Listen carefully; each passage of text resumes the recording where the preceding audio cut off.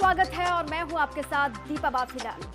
2019 लोकसभा चुनाव में 2014 की तर्ज पर उत्तर प्रदेश में नतीजे दोहराने के लिए बीजेपी ने पूरी ताकत झोंक दी है, कमर कस लिया है। बीजेपी ने अपने बूथ मैनेजमेंट के जरिए सपा बसपा गठबंधन और कांग्रेस के प्रियंका गांधी वाड्रा को मात देने की रणनीति बनाई है। कानपुर, बुंदेलखंड और अवध क्षेत्र के बूथ अध्यक्षों को जीत का मंत्र देने के बाद बीजेपी अपना बूथ सबसे मजबूत का अभियान लगातार आगे बढ़ा रही है। बीजेपी उत्तर प्रदेश में बूथ मैनेजमेंट पर जोर दे रही है। इसी पर आज हम दोपहर वॉर करेंगे।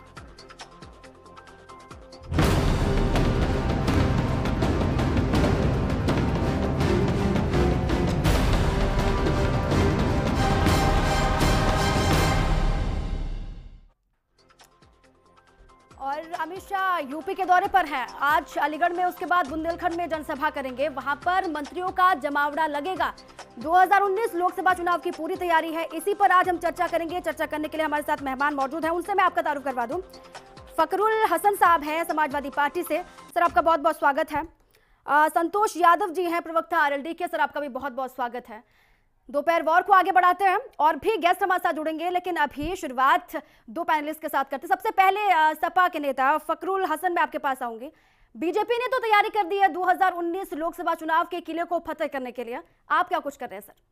देखिए, हम तो अपने संगठन पे काम कर रहे हैं और हमारी जो तैयारी थी उसकी झलक तो हम इनको गोरखपुर, फूलपुर, कैराना और नूरपुर में दिखा चुके हैं। अब भारतीय जनता पार्टी अपनी बची हुई जो सीटें उनकी रह गई हैं, वो जानते हैं कि जो 73 से 68 पे पहुंच गए हैं आज, और जब चुनाव आएगा लोकसभा का तो ये सीटें 6 और 8 बचेंगी। तो अपनी तैयारी करे भारतीय जनता पार्टी बहुत मजबूती से, लेकिन उत्तर प्रदेश में हम भारतीय जनता पार्टी को जगह देने वाले नहीं हैं। एक एक सीट के लिए तरस जाएगी भारतीय जनता पार्टी। आपकी तैयारियों को लेकर सवाल था सर, लेकिन बीजेपी को कोसने में आपने अपना वक्त गवा दिया। संतोष यादव, क्या तैयारियां हैं सर? हम तो जमीनी स्तर के आदमी हैं, किसानों के आदमी हैं, नौजवानों के आदमी हैं। हमारी पार्टी जो है किसानों पे काम करती है। हम लगातार पश्चिमी उत्तर प्रदेश में किसानों के बीच में जा करके किसानों की समस्याओं को उठाने का काम करते रहे हैं। आज भी हम निरंतर जमीन पे काम कर रहे हैं। लेकिन जो बीजेपी का आप बता रही हैं कि इनका संगठन का जो काम हो रहा है, बीजेपी अपने ही माया जाल में बहुत बुरी तरीके से फंस गई है। एक जमाना था, अगर आप इतिहास के छात्र रही हों, तो पृथ्वीराज चौहान का दिल्ली पर शासन था और पृथ्वीराज चौहान ने अपना सारा शासन का समय जो है, जो प्रदेश लेवल के राजा थे उनको दबाने में अपना गंवा दिया और आल्हा उदल जैसी लड़ाई उन्होंने छेड़ दिया। तो बीजेपी भी वही काम शुरू कर रही है। कलकत्ता में लड़ाई लड़ रही है, यूपी में लड़ाई लड़ रही है, बिहार में लड़ाई लड़ रही है, राजस्थान और वहाँ पे हारी चुकी है। तो इनका जो समय है बीजेपी का, ये तो क्षेत्रीय दलों को दबाने में और लोगों के ऊपर जबरदस्ती शासन करने, डिक्टेटरशिप मतलब स्थापित करने का काम कर रहे हैं। ये जनतंत्र की भावनाओं का ध्यान नहीं रख रहे हैं कि हमें क्या करना है। 2019 का जो चुनाव है लोकसभा का, उसमें अब गिने दिन बचे हुए हैं। 2.5 से करीब 3 महीने का वक्त भी हम कह सकते नहीं बचा हुआ है। ऐसे में आपको नहीं लगता कि बीजेपी की खामियां गिनाने से अच्छा है जनता के बीच में अपने कामों को आप लोग रखेंगे, अपनी रणनीति को रखेंगे?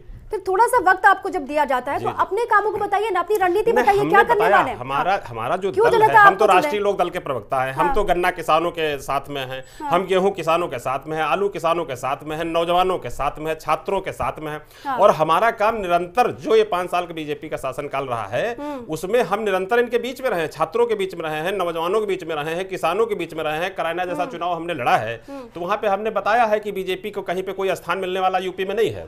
बीजेपी बिल्कुल फेल हो चुकी है, इसका कोई एक सीट मिलने वाली नहीं है। ये बात अलग की है कि ये पृथ्वीराज चौहान तरीके से लोगों को जबरदस्ती दबाने का प्रयास कर रहे हैं। ठीक है फकरुल हसन, क्यों आपको चुने जनता?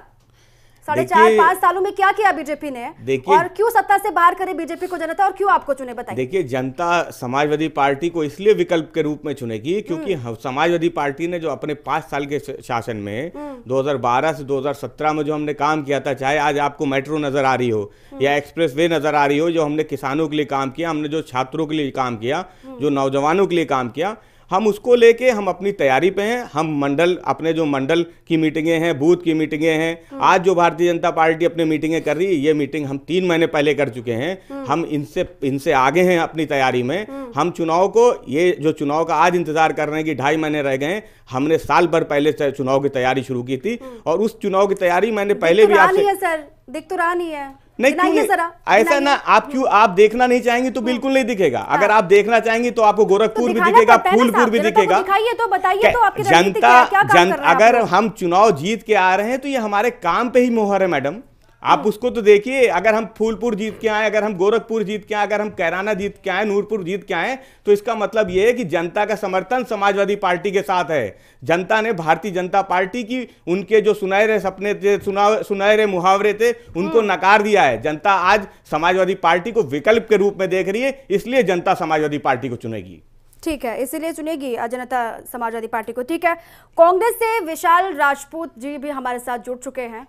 विशाल राजपूत जी, बीजेपी ने तो बिगुल फूंक दिया है। राष्ट्रीय अध्यक्ष अमित शाह पहले अलीगढ़ जाएंगे, वहां पर जनसभा को संबोधित करेंगे, उसके बाद फिर बुलंदशहर जाएंगे, वहां पर भी जनसभा को संबोधित करेंगे। देखिए, बीजेपी ने तो रणनीति ये बना दी है कि अगर, बीजेपी का कहना भी यही है कि अगर बूथ जीत लिया तो चुनाव जीत लिया। आप मानते हैं?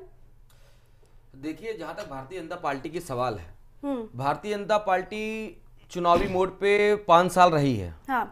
और उसका सिर्फ एक लक्ष्य है कि सिर्फ उत्तर प्रदेश और भारत देश में चुनाव लड़ना। मेन बात है कि वो बूथ जीत लेगी, प्रदेश जीत लेगी, देश जीत लेगी, ये मुद्दा बहुत बड़ा मुद्दा नहीं रह गया। आज भारत देश का आम जनमानस, उत्तर प्रदेश का आम जनमानस उस बात पे इनको लाना चाहता है, जिस बात को जिसका बहुमत लेके, जिसका दिल जीत के, जनता का दिल जीत के, किसान के मुद्दे पे, नौजवान के मुद्दे पे, महिलाओं के मुद्दे पे, बहुत सारे मुद्दों पे इन्होंने जो देश की जनता को छलने का काम किया था। आज जब दिल जीतने की जब बारी आई है, तो भारतीय जनता पार्टी फिर से जुमलेबाजी और गिरगिट संस्कृति का सहारा लेते हुए आज बूथ जीतने की बात कर रही है। आज देखिए, चाहे उत्तर प्रदेश की आप छोटी सी मैं घटना उठा के बताता हूं, जो इन्होंने अपने संकल्प पत्र में आज से 2 साल पहले उन्होंने जनता से जो वादे किए थे, जो इन्होंने जो ब्लॉक स्तर पे गोदाम कोल्ड स्टोरेज खोलने के वादे किए थे, इन्होंने जो 12 लाख से ज्यादा प्रतिवर्ष जो युवाओं को रोजगार देने का वादा किया था, जो महिलाओं की सुरक्षा का वादा किया था, तो मैं आपके इस बड़े चैनल के माध्यम से पूछना चाहता हूं कि भारतीय जनता पार्टी और भारतीय जनता पार्टी के नेता और भारतीय जनता पार्टी का जो शीर्ष नेतृत्व क्या वहां कामयाब हो पाया? जब दिल जीतने की बात आती है तो फिर से ये पखंडवादी विचारधारा के लोग देश को गुमराह करने और देश को बांटने पर विश्वास करते हैं। ठीक, विशाल राजपूत, देखिए, पहला रिएक्शन मैं आपसे चाह रही थी, इसलिए डिस्टर्ब नहीं किया। थोड़ा सा वक्त मिलता है, अपनी चीजों को रखिए ना साहब जनता के सामने, अपनी रणनीतियों को बताइए, क्योंकि चुनाव बेहद करीब है। आप लोग बीजेपी के खामियां गिनाने में पूरा वक्त बिता देते हैं। नरेंद्र सिंह राणा जी हमारे साथ जुड़े हुए, प्रवक्ता बीजेपी के। सर देखिए, तैयारी तो आपने कर दी है, लेकिन विपक्षी जो पार्टियां हैं उनको लगता है कि फिर भी आप जुमलेबाजी कर रहे हैं, दिखावा कर रहे हैं। आप बूथ स्तर को ऐन मौके पर मजबूत करने से कुछ नहीं होगा। पिछले 5 सालों में आपने कुछ भी नहीं किया। नहीं, देखिए, ये पूरा देश जानता है कि भारतीय जनता पार्टी ने जो काम किए हैं उससे डर के ये सारे लोग जो एक एक जाति लिए घूम रहे हैं, ये संगठित हुए हैं और इनको लगता है कि शायद इनकी दाल गलने वाली है। एक तरफ पॉपुलरिटी है, दूसरी तरफ प्रॉपर्टी है। ये जो दल हैं, जितने भी दल हैं, ये एक प्रॉपर्टी है, ये पार्टी नहीं है। और ये इनके लिए नेशन हमारे लिए फर्स्ट है, इनके लिए नेशन थर्ड है। हमारे लिए पर्सन थर्ड है, इनके लिए पर्सन फर्स्ट है। तो हमारा जो काम है नरेंद्र मोदी जी का या योगी आदित्यनाथ जी का, वो काम जनता के बीच में है। रही हार जीत की बात, तो 2014 में जब नरेंद्र मोदी जी देश के प्रधानमंत्री बने तो 17 में हमने उत्तर प्रदेश जीता। उत्तर प्रदेश सहित 16 राज्य जीते, 3 राज्यों में हम नहीं जीत पाए।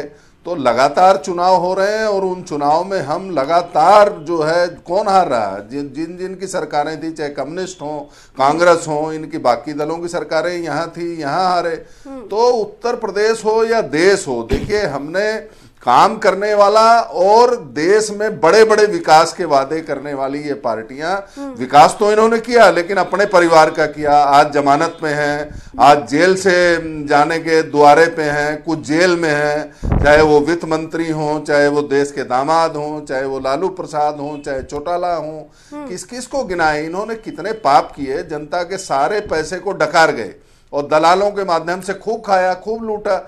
अब हिसाब देने का नंबर आ गया है कि एक तरफ वो व्यक्ति है जिसके पास कोई बैंक बैलेंस नहीं, केवल पॉपुलरिटी है, और एक तरफ वो लोग हैं जो कोर्ट में बचे बचे घूम रहे हैं कि उनकी प्रॉपर्टी कितनी है, चाहे वो आय से अधिक की संपत्ति के मामले हों। मेरे को लगता है कि छत्तीसगढ़, मध्य प्रदेश और राजस्थान के जो चुनाव के परिणाम थे वो शायद आप भूल गए, क्योंकि अभी वो हालिया रिजल्ट आपको पता चला।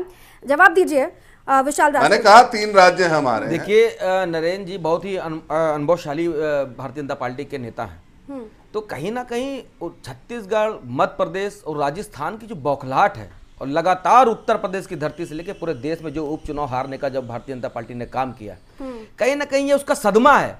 और ये दौरे नहीं है, ये चुनावी वो दिल के दौरे हैं जो भारतीय जनता पार्टी के शीर्ष नेतृत्व को पड़ने लगे हैं। और जहां पे जात की बात करते हैं तो साहब जात का नाम लीजिए, जात की सियासत आपको मुबारक हो। इस देश, ये देश लोकतांत्रिक देश है, यहाँ समान सबको लेकर चलने का जो अधिकार और जो गांधी की विचारधारा का जो पालन भारतीय कांग्रेस पार्टी ने जो किया था, मैं आपको बता दूं, आपने भगवान तक को जात में बांट दिया, आपने हिंदू को मुस्लिम से लड़ाने का काम किया है, आपने भारत की संस्कृति को ठेस पहुंचाने का काम किया है। आप जिस प्रगति, जिस तरह आप अपनी जो आभा मंडल का गुणगान कर रहे हैं, आपको 2019 का चुनाव इसी प्रदेश का, इसी देश का युवा, इसी देश का किसान, जिसकी आंखों में भारतीय जनता पार्टी को लेकर जो द्वेष है, आपको 2019 में जल्द दिखने वाला है।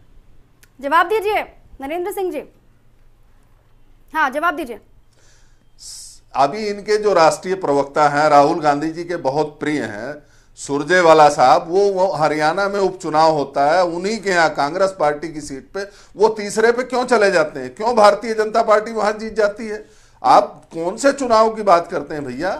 अभी 10 दिन भी नहीं हुए हैं, तो काहे के लिए, किस चीज से लड़ाई? जो कांग्रेस, जिसमें आप वहां आपकी सीट, कांग्रेस की सरकार 10 साल रही, और दूसरी की सीट पे भी बता दीजिए कांग्रेस पार्टी ने चुनाव जीता है, जीत गई।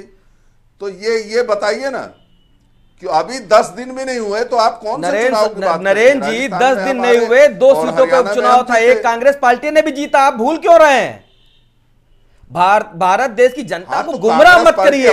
5 साल से जिस तरह आपने भारत देश की जनता को जो ठगने का काम किया है, उसका रिपोर्ट कार्ड भारत विकास किया है, अपने परिवार का आपने विकास किया है, परिवार का विकास जैसा को दिखता है कि किस तरह जैसा को आपने रातों रात अरबपति बना दिया, किस तरह भारत देश के जो मोदी थे, चाहे वो नीरव मोदी हो, ललित मोदी हो, भारत देश को छोड़ के चले गए। आप 1-1 रुपए का हिसाब लेंगे। जिस तरह देश के प्रधानमंत्री कहते थे मैं तो झोला उठाऊंगा चला जाऊंगा, इसी चैनल के माध्यम से आपको कहना चाहता हूँ, भारत देश का जो युवा है, किसान है, महिला है, झोला उठाने से पहले भारत देश का 1-1 रुपए का हिसाब देना पड़ेगा। ये काम बताइए, जो पाप किया है उसकी सजा कौन भुगतेगा? जो पाप किया है वो कुंभ में दिख रहा है।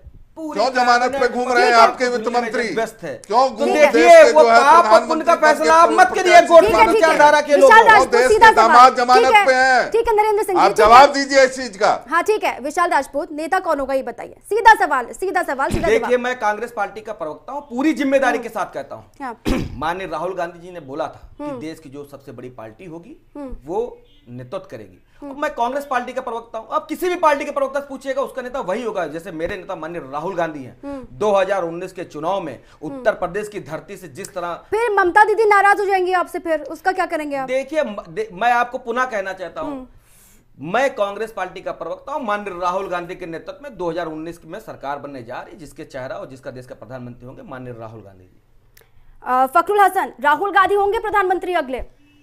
देखिए, देश नया प्रधानमंत्री चाहता है। राहुल गांधी होंगे कि नहीं, इसका जवाब राहुल गांधी जी प्रधानमंत्री होंगे या कौन होगा ये समय आएगा, वो तय करेगा। लेकिन भारतीय जनता पार्टी के प्रवक्ता अभी बात कर रहे थे, उन्हीं ने पूरी बात अपनी सिर्फ और सिर्फ राजनीतिक दलों की बुराइयां और कमियां और क्षेत्रीय दलों के बारे में बोलते रहे। इन्हीं ने अपना एक भी काम राणा जी, आदरणीय राणा जी, बात सुन लीजिए, मैं नहीं बोल रहा था आपके बीच में। आपने एक काम नहीं बताया कि आपने जनता के लिए आखिर क्या किया है जो आपको चुन लिया जाए। काला धन आ गया, अच्छे दिन आ गए, 15 लाख आ गया, किसानों के लिए क्या किया, 2 करोड़ 10 करोड़ रोजगार का क्या हुआ? अरे किसी बात को तो कैसे जवाब करोड़ों दीजिए। लोगों को 2014 में जो कैसे आपने करोड़ों वादे लोगों किए को थे इलाज जनता से मिला, कि अच्छे दिन कैसे आएंगे, करोड़ों लोगों पेट्रोल को के दाम कम शौचालय होंगे, मिले, नारी का कैसे सम्मान सिलेंडर होगा। मिले, जब कैसे 2019 में आप किसानों चुनाव में को जाएंगे उनके- राणा जी, हाँ, तो ये बिल्कुल कम जनता है। उन्हीं सवालों को पेट्रोल के दाम पूछेगी आपको कि याद क्या हो हुआ अच्छे दिन तो का, 5 साल क्या हुआ पहले से काले कम दिन, है आप। काले धन का, क्या हुआ 15 लाख का, क्या हुआ 10 करोड़ रोजगार का। अच्छे क्या दिन आपके पूरी पास दुनिया जवाब है बता कि रही जनता कि के भारत एक भी अच्छे सवाल दिन का? आ चुके हैं। अगर आपने पेट्रोल के दाम कम कर दिए हो तो बता दीजिए। सिलेंडर 350 से 1000 रुपए हो गया, लेकिन आप कुछ नहीं करते और आप बताते हैं आपने पता नहीं क्या कर दिया। काम पे वोट मांगिए, जात की बात मत कीजिए, धर्म की बात मत कीजिए। जो उत्तर प्रदेश की जनता है, जो देश की जनता है, वो आपको गिने हुए दिन रह गए हैं, 70-75 दिन। इसके बाद देश नया प्रधानमंत्री जाएगा चाहता है और आप देखिएगा कि जनता नया प्रधानमंत्री चुनेगी। ठीक है, नया प्रधानमंत्री चाहती है देश। ठीक है फखरुल हसन, आप कह रहे हैं। संतोष यादव, कौन होगा अगला प्रधानमंत्री? ठीक है, बीजेपी को सत्ता से बाहर तो आप लोग करेंगे, लेकिन सत्ता पे काबिज किसको करेंगे, उसका नाम बताइए। सत्ता पे काबिज वही व्यक्ति होगा जिसका बहुमत होगा। ये तो हमारा संविधान कहता है। इसमें किसी की सलाह की जरूरत नहीं है कि बीजेपी हम या कोई किसी को कह देगा प्रधानमंत्री बन जाएगा। प्रधानमंत्री तो वो व्यक्ति बनेगा जिसका पार्लियामेंट में बहुमत होगा, जिसके सांसद ज्यादा होंगे वही प्रधानमंत्री बनेगा, वो चाहे जो व्यक्ति हो। नाम नहीं लेना चाहता हूँ, लेकिन नाम तो ले भी नहीं सकते आप ना। हाँ। नहीं, नाम नहीं लेना चाहता हूँ। ठीक है, मैं केवल ये कहना चाहता हूँ कि देखो, शासन में बीजेपी है, केंद्र में और यूपी में, तो प्रश्न तो इनसे पूछे जाएंगे, दल के हिसाब से भी और जनमत के हिसाब से और जनता के हिसाब से भी। पहले लोगों ने, पिछली बार जब बीजेपी सरकार आई तो लोगों ने ये मान के वोट दिया था इनको कि ये क्लीन हैंड जनता के सामने आए हैं, ये एक आदर्श स्थापित करेंगे। इस तरीके के इनके भाषण, इस तरीके की इनकी सीडी, इस तरीके की इनकी बातचीत थी कि समाज में एक आदर्श रूप से ये स्थापित होंगे और इनके लोग अनुयायी हो जाएंगे। इसलिए लोगों ने इनको वोट दे दिया। लेकिन ये तो इनका जो कार्य है अब केंद्र सरकार का और यूपी सरकार का, वो तो छलवा साबित हो गया। लोगों ने जान लिया कि इनके मन में कुछ अलग है, करना कुछ अलग चाहते हैं, कहना ये कुछ अलग चाहते हैं। आप किसी भी मुद्दे पे ले लीजिए, किसान के मुद्दे पे आप लीजिए, किसान की यूरिया में इन्होंने 5 किलो यूरिया कम कर दिया, उसके दाम उतने ही है। जो 1000 रुपए की बोरी मिलती थी 1400 की मिलने लगी। ठीक है, नरेंद्र सिंह जी जवाब दीजिए। जिन मुद्दों को लेकर 2014 में आप लोग आए थे, 2014 का चुनाव, जिस मुद्दों को लेकर आपने जीता था, वो मुद्दे तो कहीं गायब हो गए साहब, अब तो दिखी नहीं, नजर भी नहीं आ रहे। क्या किया 5 सालों में और क्यों जनता आपको वोट दे? क्योंकि लास्ट टाइम में, आखिरी वक्त में बूथ को मजबूत करने से क्या होगा? आए थे पूजा पाठ वाले लोग थे, क्या आदर्श क्या किया 5 सालों में उसका? हाँ बताइए, क्या किया 5 साल? किसी भी सरकार को अपने देश में, दुनिया में कहीं भी 3 चीजों पर यदि वो काम करती है तो वो देश विकसित होता है, वो देश विकास करता है। नंबर 1 होती है सिक्योरिटी, नंबर 2 होती है कनेक्टिविटी और नंबर 3 होती है इलेक्ट्रिसिटी। मैं तीनों चीजों पर, आप एंकर हैं, आपके सामने रख रहा हूं कि भारत सरकार ने 100% काम किया सिक्योरिटी के। 2014 के वादों का भी तो बताइए कुछ। होली, दिवाली, दशहरा, ईद, बस अड्डा, रेलवे, 2014 की बताइए। बिजली की बात मत कीजिए, बिजली में आप लोगों का कितना कमीशन है उस पर हम नहीं जाना चाहते। और आतंकवादी सीधे पूरे देश में चुनाव। अरे कश्मीरी पंडितों का ही बता दीजिए। चलिए कश्मीर चल रहे हैं आप, तो कश्मीरी पंडितों की बात कर लेते हैं, 370 की बात कर लेते हैं, गौर करिएगा। अच्छे दिन की बात करते हैं, काले धन की बात करते हैं, पेट्रोल की बात करते हैं, गैस की बात करते हैं, धारा 370 की बात करते हैं, कश्मीरी पंडितों की बात करते हैं, रोजगार की बात करते हैं, किसान की बात करते हैं, छात्रों की बात करते हैं। 71 साल में 7 एम्स बने दीपा जी, और 4 साल के अंदर 17 एम्स बने। आप बताइए देश कहां पे है? कहां है ये? साल में 7 कहां पे है ये एम्स? और 4 साल में 14। अभी बताइए, हरियाणा में तुरंत बना है। आपसे बताइए कहां पे एम्स जाके आप पूछिए, नहीं बता दीजिए। एक एम्स बताइए, हमने एम्स छोड़ दीजिए 4, एक बताइए। गोरखपुर में दिया। अरे राणा जी एक एम्स बताइए ना, कहां है? बोलिए, ऐसा तो नहीं पाकिस्तान में बनवा दिया आपने, जहां शक्कर खरीदने गए थे, जहां केक खाने गए थे। हिंदुस्तान में कहां बताइए, वो बताइए, पाकिस्तान की बातें ना करिए यहाँ बैठ के। पूरे आंकड़े हैं, आपने कुछ काम किया हो, आप कहिए कि 2 करोड़ अपने घर दिए गरीबों को। एम्स कहां बनवाया भाई? 4 एम्स की बात कर दी आपने, 1 एम्स की बात नहीं बता रहे। कहां बनवाया एम्स बताइए तो, आप कहिए ना। हिंदुस्तान में कहां एम्स बनवाया? कहीं पाकिस्तान तो नहीं बनवाया के तहत वो जनता को दिए, तुम्हें नहीं दिए, आपको नहीं दिए।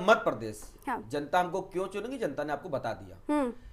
जहां तक किसान की बात ले लीजिए, 5 साल बीतने के बाद भी आज तेलंगाना किसान में जो बदहाल हमने है और मात्र वहां भी तो 48 जनता ने घंटे के बताया। अंदर माननीय राहुल गांधी के नेतृत्व में तीनों प्रदेश में किसानों को ऋण मुक्त कर दिया गया। दूसरी बात, जिस तरह आप खुद देखिए कि पूरे 74 केंद्रीय विभागों में 24 लाख से ज्यादा पद रिक्त रह गए, इन्होंने इतने पद बांट दिए, इतनी नौकरी दे दी। खुद सोचिए कि 4 करोड़ से ज्यादा लोग ओवर एज हो गए इसी भारत देश में, इन्होंने इतनी नौकरी दे दी युवाओं को। 2 करोड़ का वादा किया था, आज युवा, मैं आपको बताना चाहता हूं, दिक्कत पता है क्या है विशाल राजपूत, दिक्कत पता है कहां पर है? थोड़ा सा वक्त मिलता है। मैंने पूछा कि आप लोग की रणनीति क्या है, आप लोग क्या कर रहे हैं जमीन पर? आपने वो टाइम भी गवा दिया बीजेपी की बुराई करते हुए, खामियां गिनाते हुए। देखिए जवाबदेही का जो समय है वो वर्तमान सरकार का है। इन्हीं मुद्दों के लेके सुनिए इन्हीं मुद्दों के लेके कांग्रेस पार्टी लगातार पिछले 5 सालों से, चाहे वो किसान का मुद्दा हो, नौजवान का मुद्दा हो, महिला का मुद्दा हो, रोजगार का मुद्दा, हम लोग जनता के बीच में बराबर संघर्ष कर रहे हैं। ठीक है, किसको मिलेगा 2019 में लाभ, ये तो देखना होगा। बहुत बहुत धन्यवाद आप सभी मेहमानों का, नरेंद्र सिंह जी, फखरुल हसन आपका भी, विशाल राजपूत, संतोष यादव आपका भी बहुत बहुत शुक्रिया। अब देखिए 2019 लोकसभा का चुनाव बेहद करीब है, गिने हुए दिन आम चुनाव में बचे हुए, किसको सत्ता मिलेगी, कौन सत्ता से बाहर होगा, ये देखना दिलचस्प है। लेकिन आज की खबर यही है कि अमित शाह यूपी के दौरे पर है, अलीगढ़ में जनसभा करेंगे, उसके बाद तमाम कार्यक्रम होंगे। तमाम मेहमानों का बहुत बहुत धन्यवाद दोपहर वॉर में। अभी के लिए बस इतना ही, लेकिन बाकी ताजा खबरों के लिए बने रहिए भारत समाचार के साथ। नमस्कार।